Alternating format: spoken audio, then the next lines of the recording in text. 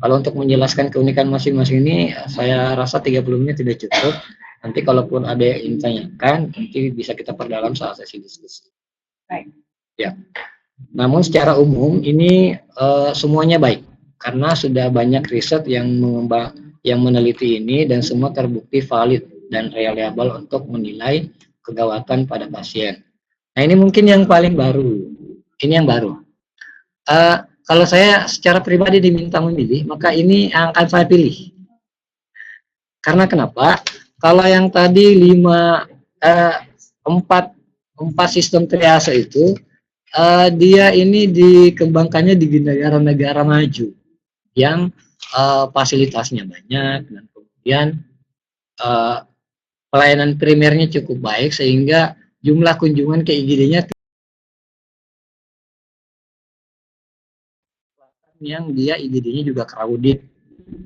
Nah, kenapa saya menganggap ini lebih baik? Karena ini memakai sistem scoring. Sistem scoring.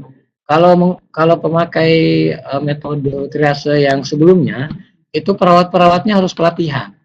Karena dia harus dikenalkan dengan algoritma, cara mengenali gejalanya seperti apa. Kemudian nanti kalau sudah menemukan gejalanya, kita akan mengikuti alur yang mana dari algoritmanya. Nah, itu perlu pelatihan. Nah, kalau ini tidak perlu sampai harus pelatihan dalam waktu yang lama. Ini dikenalkan pun masih bisa karena dia memakai scoring. Nah, oke, Camp Triad Score atau CTS. CTS. Mengapa ini lebih mudah? Ini lebih mudah karena ini kita mengkonversi data-data TTV menjadi angka. Jadi ini akan meminimalkan subjektivitas menilai gejala. Nah, misalkan sesak napas. Mungkin ada yang menilai ini sesak napasnya gawat, ini biasa saja. Nih, itu standarnya apa? Nah, kalau di sini dia menggunakan frekuensi, contoh RR. Nah, kalau RR-nya di bawah 9, maka ini dianggap dia lebih gawat kalau dibandingkan dengan dia skornya hanya 9 sampai 14. Nah, kemudian kalau dia 15 sampai 20 dia skor 1. Ya, jadi ini adalah scoringnya. No, ini 3, 2, 1, 0, 1, 2, 3. Ini skornya. Kemudian parameter-parameter yang akan diberi skor itu adalah ini. Jadi ini mobilitasnya, pasiennya bisa berjalan atau tidak, bisa bergerak atau tidak. Kemudian RR ini frekuensi napas, heart rate, tekanan darah. Tekanan darahnya cukup sistolitnya saja. Nah, kemudian ini temperatur dan ini AFU. AFU ini cara pengkajian kesadaran yang sangat sederhana, lebih sederhana dari GCS. Kalau GCS ini cukup kompleks dan juga sangat subjektif. Nah, kalau AFU ini dia lebih simple karena hanya mengklasifikasi kesadaran berdasarkan apakah pasien itu bisa berespon dengan suara, respon nyeri, atau tidak berespon sama sekali. Kemudian yang terakhir ini terjadi ada trauma atau tidak. Nah, kalau dia trauma dapat skor 1, kalau tidak ada trauma dia 0. Nah, ini menggunakannya gampang karena scoring dan bisa dilakukan oleh siapapun. Nah, bagaimana makna-makna dari ini?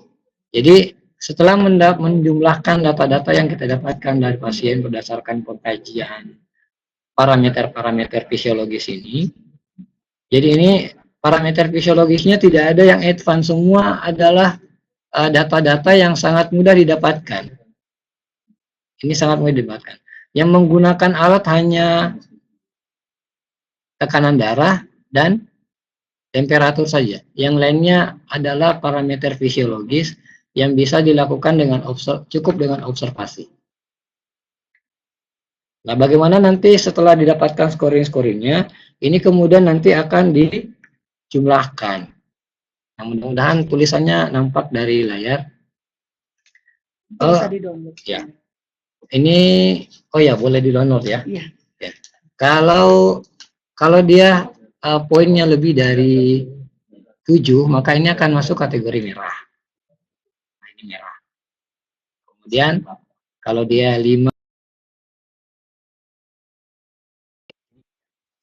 3 sampai 4 kuning, kemudian ini 2, 0 sampai 2 ini hijau. Kalau biru ini meninggal pasiennya.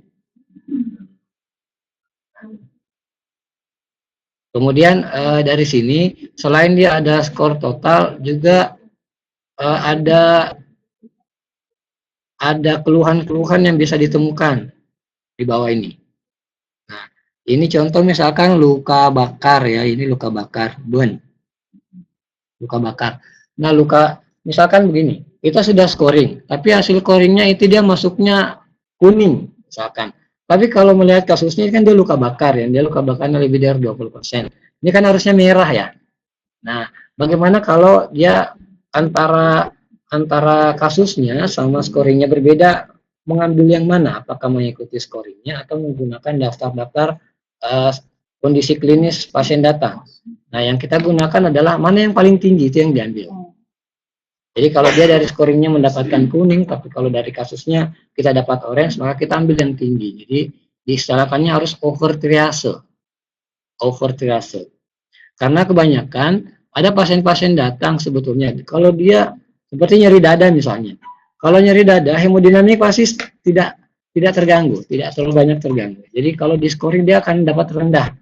Tapi kalau dari segi kegawatan, nah itu dia masuk kasus merah sebetulnya.